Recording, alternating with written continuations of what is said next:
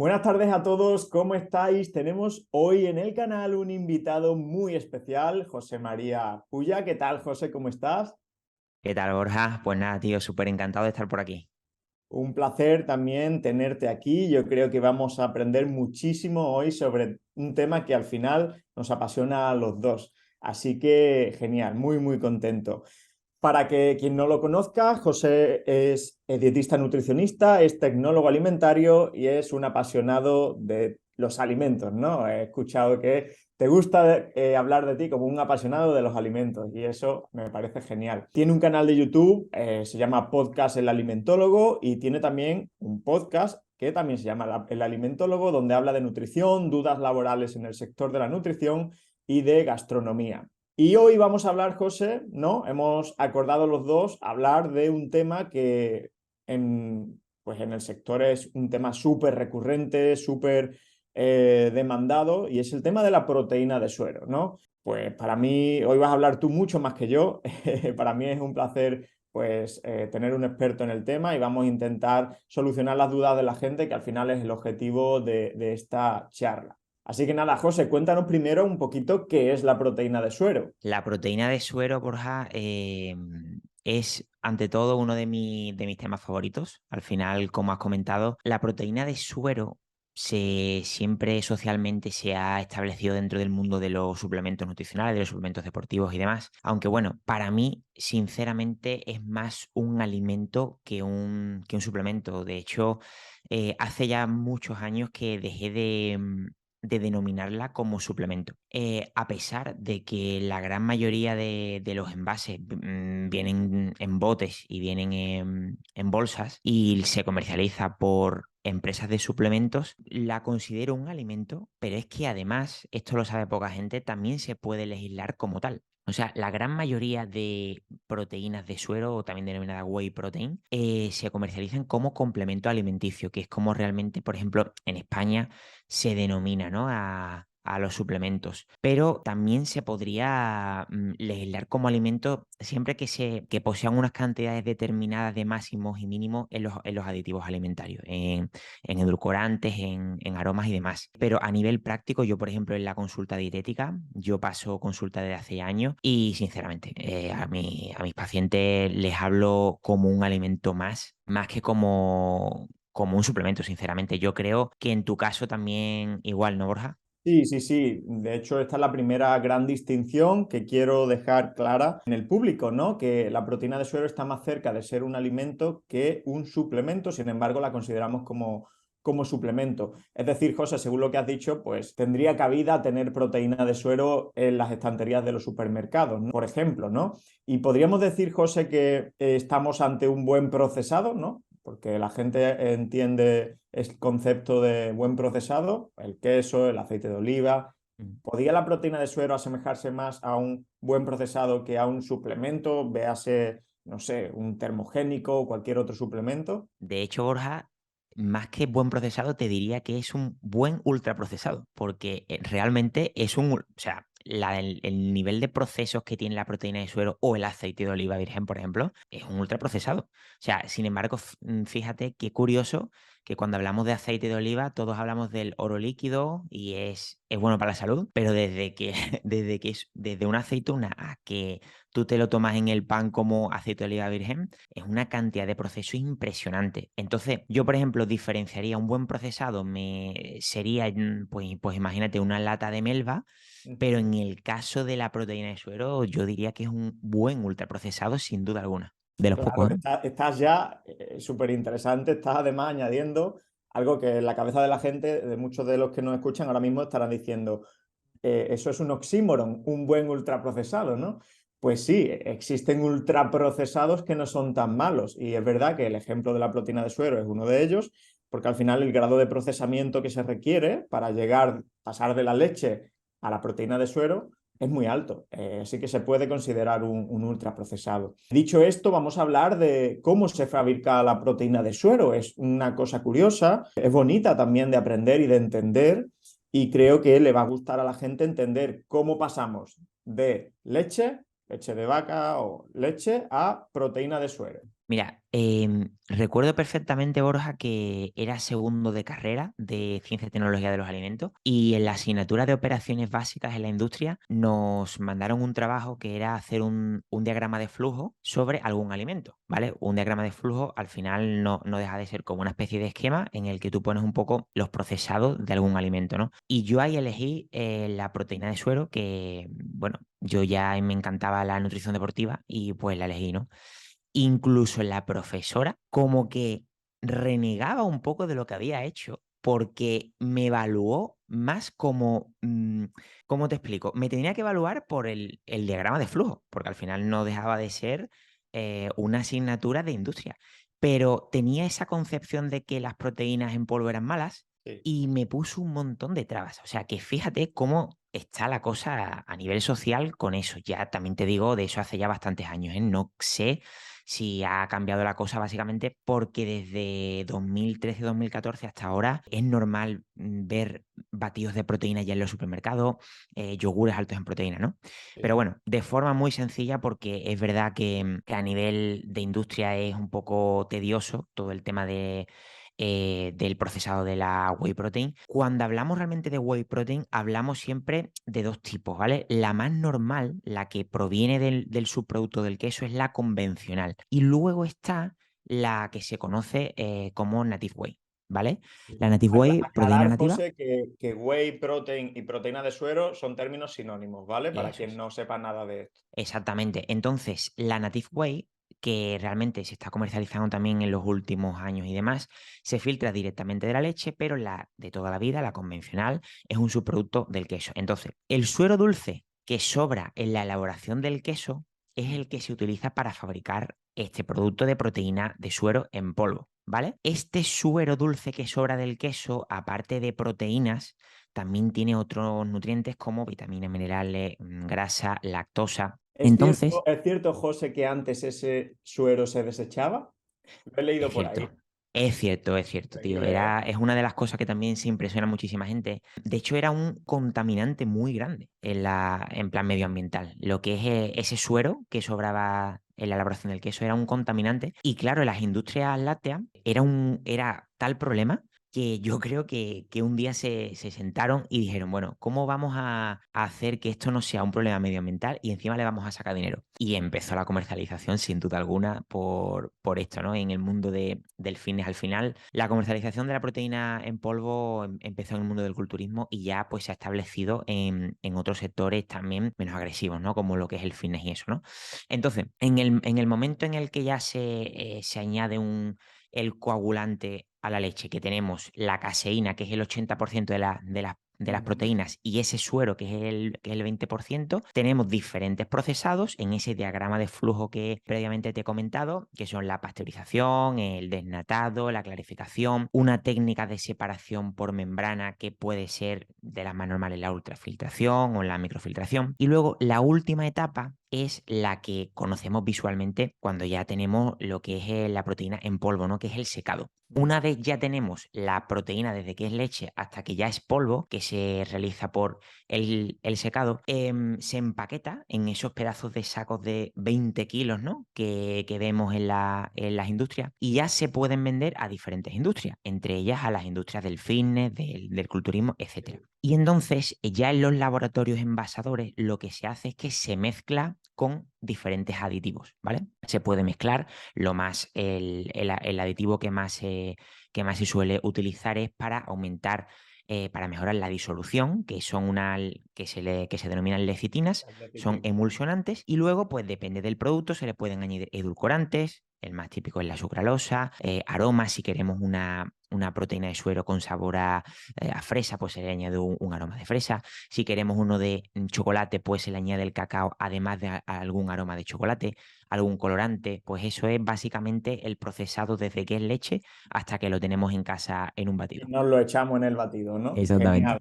Y aclarar que aunque el principal consumidor de proteína de suero probablemente sea la industria del fitness, la proteína de suero está en muchas otras industrias. Está en la industria farmacéutica, en suplementos farmacéuticos para pacientes en cualquier hospital de cualquier país.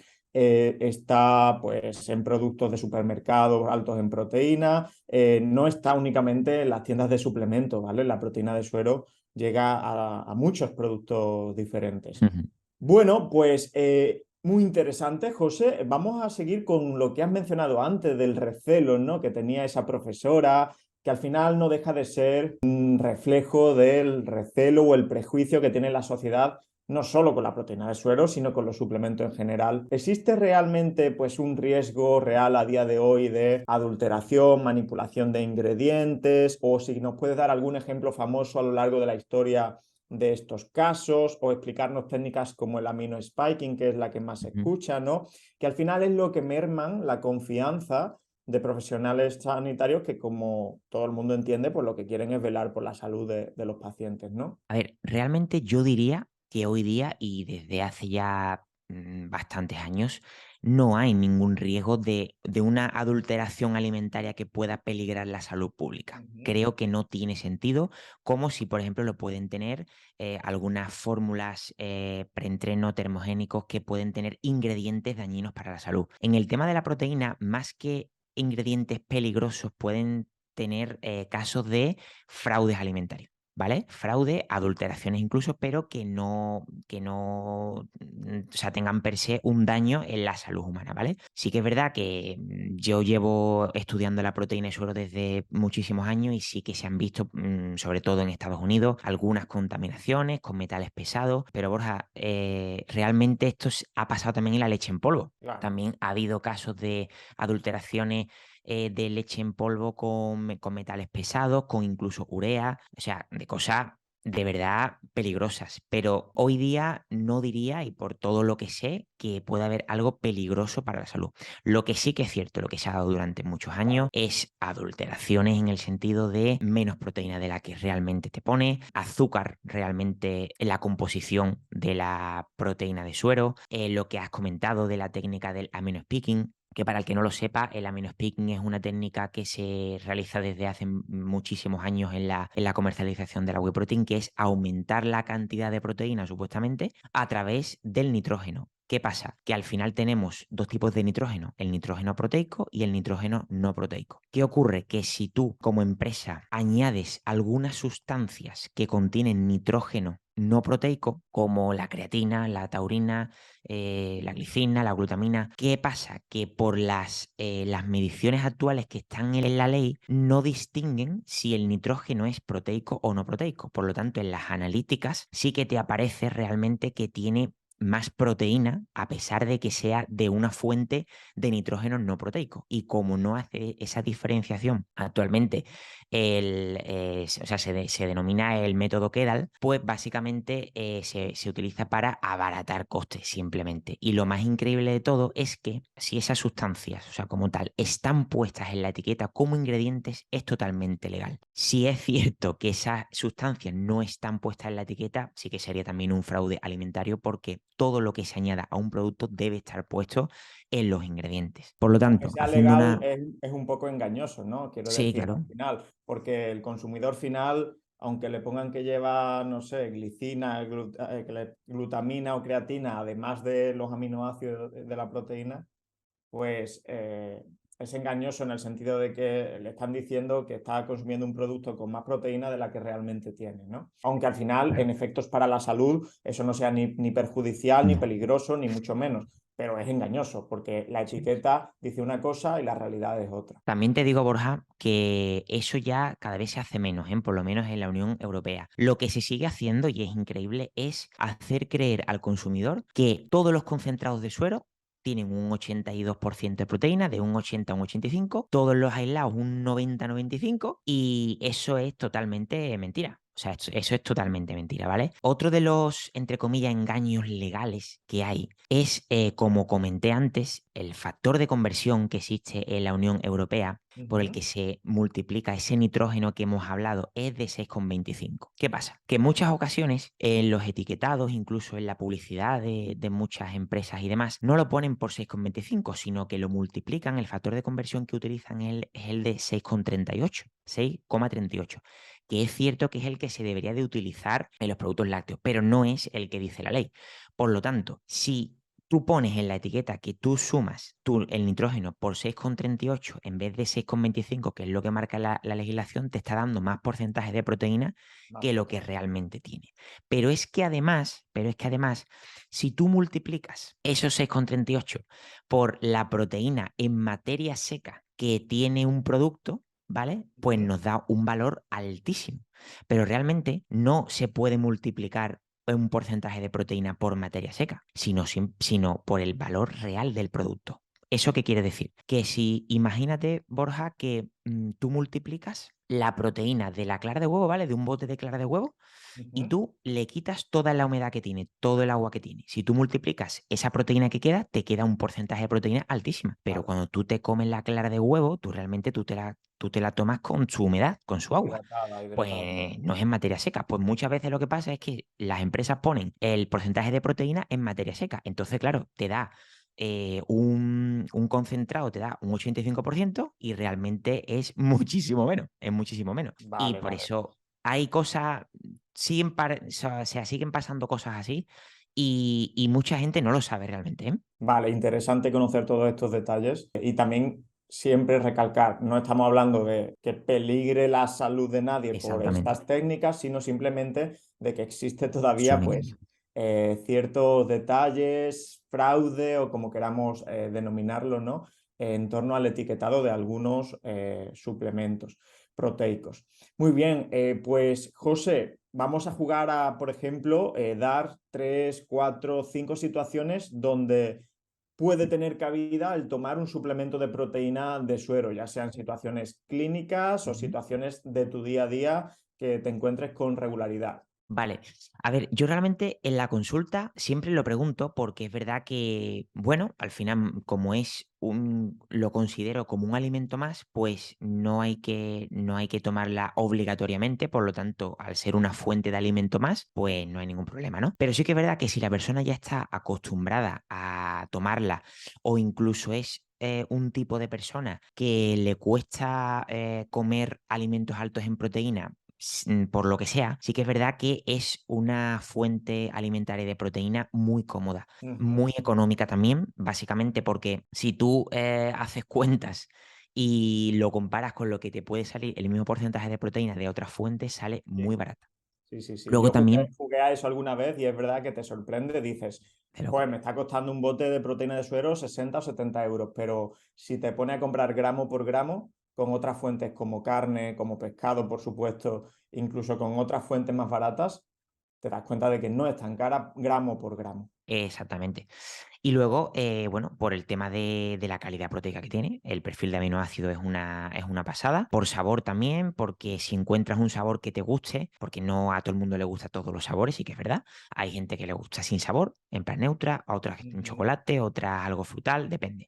Entonces, te hablo de lo que yo he vivido en consulta y de lo que yo envío más la proteína de suero en polvo, sobre todo en situaciones de ganancia de masa muscular, en situaciones también de preservación de masa muscular, por ejemplo, temas de lesiones, mientras una Vale. persona está con alguna lesión que no puede entrenar, pues para aumentar la proteína dietética y evitar que exista más degradación muscular, pues bueno, pues creo que puede ser una buena opción y sobre todo lo estoy usando desde hace ya mucho tiempo, tío, en la tercera edad, ¿vale? Tanto en la tercera edad, ya sea, por ejemplo, proteína en polvo o ya sea alimentos como leche alta en proteínas, ¿vale? Porque entiende que hay veces, Borja, que una persona que me viene No a lo la afecta, consulta con 60 años y no lo no le voy afecta. a decir, mira, cómprate un bote de proteína. Pues mira, pues te digo, en el Mercadona o en otro supermercado venden una leche que tiene más proteína. Pues está bien. Correcto. Que al final no deja de ser lo mismo, ¿sabes? Sí, sí, sí, sí, Así que sí. sí. Genial, pues sí, yo complementaría. Me gusta mucho que haya hablado de adultos mayores, ¿no? Al final, en prevención o tratamiento de sarcopenia, ¿no? En adultos mayores frágiles, muy, muy interesante. Al final, por diferentes, digamos, características de estos pacientes, que no solo es la sarcopenia, la fragilidad, muchos tienen problemas de dentición, muchos tienen problemas de disfagia, muchos tienen, digamos, hiporexia o pérdida de apetito, que el apetito también disminuye en edades más avanzadas. y les cuesta pues llegar a la cantidad de proteína recomendada, Ujú. que además en edades, en la tercera edad, pues se incrementan un poco. Entonces ahí pues puede tener, y tiene de hecho mucho sentido el tomar un Ujú. suplemento de proteína de suero en la forma que sea. A lo mejor esa persona no acepta pues un bote de proteína de colores fosforitos que no le gusta o le causa incomodidad, y si acepta, como tú has dicho, un yogur proteico o una leche enriquecida en proteína. También pues una persona que le cueste probablemente ganar peso, que le cueste comer simplemente, o incluso una persona, una chica con un trastorno de la conducta alimentaria en el que queramos preservar la masa magra todo lo posible, Eso es. obviamente junto a una planificación nutricional acorde y terapia psicológica, o atletas con grandes necesidades energéticas y proteicas, ¿no? O personas con sobrepeso y obesidad que quieren perder peso.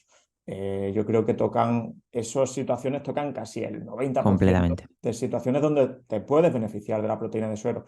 Pero ojo, queremos dejar claro lo que has dicho tú. La proteína de suero no es necesaria en la mayoría de situaciones, ni eso de obligado consumo. Si llegas a tus requerimientos proteicos sin ningún esfuerzo, sin ningún problema, con facilidad, pues no hace falta que tomes proteína de suero. Si tu composición corporal es adecuada, no quieres modificarla, no hace falta que tomes proteína de suero. Si tienes tiempo para preparar tus alimentos, lo ideal, de hecho, sería que nadie tuviera que tomar proteína de suero y que Claro. todos llegáramos con nuestros alimentos a los requerimientos y a nuestros objetivos. Pero vivimos en un mundo con unas demandas y con unas circunstancias que hacen que, pues, algunas personas se beneficien de la proteína de suero. Sí, y porque además también, Borja, tú piensas que hay muchos desayunos de personas que no es que estén mal per se, o sea, por ejemplo, el típico desayuno de tostada de pan con tomate y con aceite de oliva, pero que son deficitarios en proteína. Entonces, no le voy a decir quítate ese desayuno y cómete un filete de pollo, sino que a lo mejor le puedo decir, mira, sigue comiendo eso, pero añade un batido de proteína, añade algo alto en proteínas que lleve proteína en polvo, ¿no? Entonces, como complemento también a una comida ya preestablecida, también está muy bien. Correcto, correcto, genial. Pues mira, José, ahora me encantaría, a veces incluso todavía sigo yo teniendo algunas dudas, me encantaría aclarar en términos sencillos algo que a la gente le genera mucha confusión. Y es que si tú no sabes nada de proteína de suero y te informas para comprar una proteína de suero, pues la gente se va a encontrar concentrado de proteína de suero, aislado de proteína de suero, hidrolizado de proteína de suero, un montón de terminología que para el que no conoce el tema, pues es compleja. Así que a ver si nos puedes un poco decir las diferencias entre los tipos de proteína de suero que existen y a qué atienden esas diferencias. Vale. A ver, realmente yo creo que habría que hacer una diferenciación porque muchas veces hay una confusión entre procedencia y tipo de producto. ¿Qué quiero decir con esto? La procedencia en sí es un poco lo de todo lo que estamos hablando. En este Ujú. caso, la procedencia de este vídeo es la proteína de suero, ¿vale? Pero luego, dentro de la proteína de suero existen tipos de productos y ahí es donde están los concentrados, los aislados, los hidrolizados. ¿Por qué comento esto? Porque muchas veces parece que se habla solamente de concentrado y aislado en referencia a la proteína de suero, pero también hay aislado de proteínas vegetales, por ejemplo, y de otras cosas, ¿vale? Entonces creo que en estas terminologías también hay que tenerlo muy en cuenta. Luego también hay otra confusión, Borja, muy interesante y que es muy curioso porque es una equivocación que sigo viendo incluso a gente que sabe. Hay mucha gente que cree que el término whey es igual a concentrado. No sé si tú lo has escuchado muchas veces, que es como está la ISO, ¿no? Que es el aislado de suero, y luego hay gente, sí, está la ISO y la whey. Y Y no comparan whey a entiendo. concentrado y Claro, whey no, es... no entiendo eso de whey porque un aislado también es una whey, ¿no? Pero bueno, vale. Muy sencillo. O sea, la diferencia entre los tres productos se basa sobre todo a nivel macronutrientes, ¿vale? El concentrado es el tipo de producto dentro de la proteína de suero que tiene menos proteína, más grasa y más lactosa, más carbohidratos. El aislado es el que está un poco en la medio. mitad, que tiene un poquito más, bueno, mm, un 10% incluso más de proteína, menos grasa y menos lactosa. Conozco a muy pocas personas, por no decirte a casi nadie, que intolerantes a la lactosa, que le sienten mal realmente un aislado de suero, ¿vale? Tiene lactosa, ¿vale? Tiene lactosa, pero muy poco. Y luego tenemos el hidrolizado, que el hidrolizado lo tenemos de forma general hidrolizado de aislado de suero o hidrolizado de concentrado de suero. ¿vale? Y esto es simplemente porque tiene un proceso que se denomina hidrólisis, ¿vale? Hay diferentes grados de hidrólisis y suelen tener un sabor bastante más feo porque con la hidrólisis pues salen péptidos, salen aminoácidos libres y por eso tiene un sabor muy amargo, muy ácido y sinceramente, excepto casos puntualísimos de personas con un sistema digestivo bastante complejo o con bastantes problemas, no le veo mucho sentido porque cuesta mucho más y de sabor es muchísimo El peor que sabor un es aislado peor del sobre suero. todo, sí, sí. Quizá en Totalmente, patología totalmente. digestiva, trastornos Sí, malabsortivos, SIBOs muy sí, acentuados, disbiosis muy brutas, ¿no? Algo así. Pero en general, si te sienta mal el concentrado de proteína de suero, el aislado suele sentar mucho mejor. Si el sí. tema es aquí la lactosa, ¿vale? Porque puede haber otros temas. Genial, pues creo que nos ha quedado claro las diferencias entre los tres. En cuanto a los excipientes, José, es decir, pues todo aquello que se añade al producto y que no es proteína como tal, ¿alguno que te preocupe más? ¿Alguno que pueda ser potencialmente perjudicial en algún paciente, en alguna persona? Háblame un poco de los edulcorantes que llevan o suelen llevar, si eres más pro edulcorante o más prefieres evitarlos, cuéntame. Yo soy bastante antiquimiofóbico, ¿vale? Yo creo que al final existe en la sociedad una quimiofobia impresionante y mucha gente no es consciente de la química, que la química es completamente natural, ¿vale? Si una persona viese que la maduración de un plátano es puramente química, gracias a la enzima polifenolosidasa, por ejemplo, pues un poco se puede extrapolar a los aditivos alimentarios, ¿vale? Eso no quiere decir que yo diga que hay que echar la cantidad que sea de todos los aditivos, que hay que inflarse aditivos, que esté a favor de todos los edulcorantes. No, no es eso, ¿vale? Yo confío mucho en la Autoridad Europea de Seguridad Alimentaria, en el caso de la Unión Europea, pero es verdad que muchas veces ha tenido errores, ha tenido fallos y muchas veces, bueno, se están revaluando muchos aditivos y el último, por ejemplo, el dióxido de titanio, que era uno de los aditivos que hasta hace poco, hasta el año pasado o hace 2 años, ahora pues, bueno, se ha prohibido. O sea, por ejemplo, eh, hoy día, de los que vienen en la proteína de suero, sinceramente no me preocuparía en absoluto. En el caso, por ejemplo, de los edulcorantes, que suele ser el tipo de aditivo, el tipo de grupo de aditivo más polémico sin Más duda, atacado, sí. estoy a favor, pero sin abuso. O sea, no está demostrado que sean malos para la salud de forma genérica. Es verdad, sobre el tema de la microbiota, sobre si afectan, tampoco está nada claro realmente. Sobre todo la sucralosa, la sacarina, etcétera. No sé, Borja, yo en este tema, la verdad, no creo que haya que tener tanto miedo al tema de los aditivos, excepto que seas una persona, que también las hay, que de verdad abusa de muchos Sí. productos sin azúcares, muy altos en edulcorantes por el tema de la palatabilidad. Tampoco es cierto que no se sabe no hay estudios de una gran calidad tampoco, no hay estudios de una gran calidad, la mayoría son observacionales, sí que es verdad que también hay algunos de intervención, ¿no? Pero no hay una conclusión muy clara para decir que hay que estar en contra de todos los Sí, edulcorantes, sí. por ejemplo, o de los aditivos, ¿no? Entonces, pues bueno, son preguntas muy complicadas porque todavía no hay una verdad absoluta, Sí. ¿no? Pero hoy día, tal y como está la ciencia, yo no tendría miedo. Tampoco estoy ni a favor ni en contra en sí, sino que soy un profesional que creo que hay que tener un poco de control, como todo, pero tampoco miedo. Sin duda, sin duda. Yo creo que el mensaje genérico sería ese, que a día de hoy no hay razones para tener miedo pues, a aditivos presentes en proteína de suero, ni siquiera a los edulcorantes. Dicho esto, sí que creo que hay pues respuestas individuales, ¿no? Por ejemplo, a Eso los sí, ¿verdad? edulcorantes. Yo personalmente tomo la proteína de suero neutra. Primero, porque el sabor no me importa, y segundo, porque sí que es cierto que a nivel digestivo me sientan algo peor cuando añado Ujú. edulcorantes. Y ese es el motivo. Pero bueno, la mayoría de personas de mi entorno la toleran perfectamente, los edulcorantes añadidos a la proteína de suero.